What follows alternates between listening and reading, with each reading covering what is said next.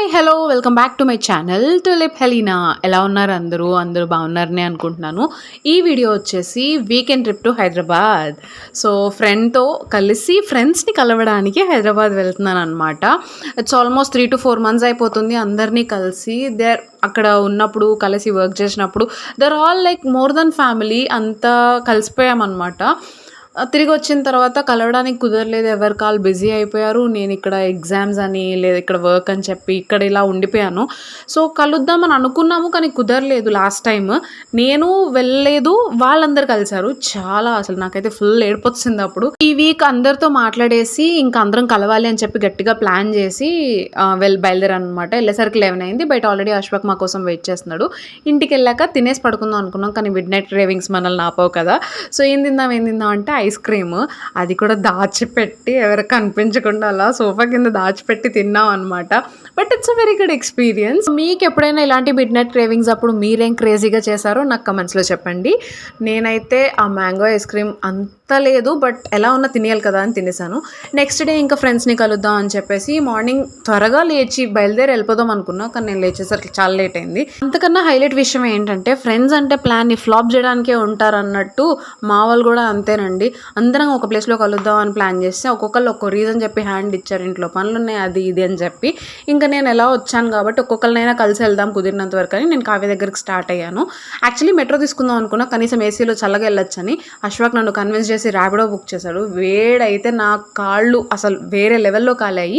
ఇంటికి వెళ్ళేసరికి already lunch time కాబట్టి కావ్య చేసిన కీమా పులావ్, చికెన్ కర్రీతో ఫుల్గా లంచ్ కుమ్మేసి ఆ తర్వాత ఆరాంగా కూర్చొని కబుర్లు చెప్పుకున్నాం అనమాట.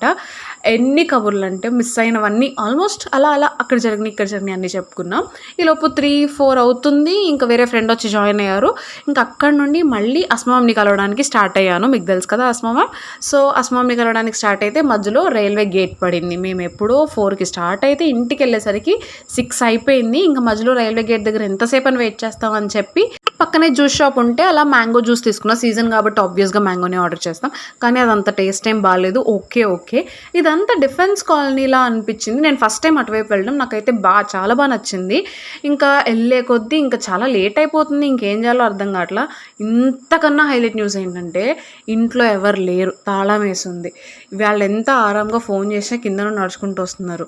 ఈలోపు ఇంకోటి జరిగింది ఏంటనుకున్నారు, ఇంటి తాళం ఎక్కడో మర్చిపోయారంట. ఒక తాళం బదులు ఇంకో తాళం తెచ్చారంట. సో తాళం కోసం హంటింగ్ చేస్తున్నారు. ఇంకా ఫైనల్గా తాళం పగలగొడదామనే లోపు సనాకి గుర్తొచ్చింది, వేరే దగ్గర స్పేర్ కీకి పెట్టామని చెప్పి. ఆ లక్కీగా విండోస్ ఓపెన్ చేసి ఉన్నాయి కాబట్టి ఆ స్పేర్ కీ తీసుకొని ఇంట్లోకి వెళ్ళగలిగాము. ఇంట్లోకి వెళ్ళేసరికి అమ్మయ్య ఫైనలీ వీఆర్ ఇన్ హోమ్ అని. ఎక్కువసేపు ఉండలేకపోయాము, ఇదే ఎక్కువ నడిచింది. ఇంకొక 10-20 minutes ఉన్నాం. ఈలోపు హబీబ్ వాళ్ళు కూడా వచ్చారు. ఇంకా సమీనా బర్త్డే కోసం సనా చేసిన హోమ్ మేడ్ కేక్ ఎంజాయ్ చేసి ఇంకా అలా స్టార్ట్ అయిపోయామన్నమాట. ఇంకా సెండ్ ఆఫ్స్ ఎంతైనా కష్టమే. బాయ్ జాగ్రత్తలోనే అయిపోతుంది. ముందు హబీబ్ వాళ్ళు వెళ్తున్నారు, మేము వెనకాల ఫాలో అవుతుంది. ఎందుకంటే రూట్ ఎక్కడైనా మిస్ అయితే లేట్ అయిపోతుందని చెప్పి. మధ్యలో వాళ్ళు ఏదో పని మీద ఆగారు.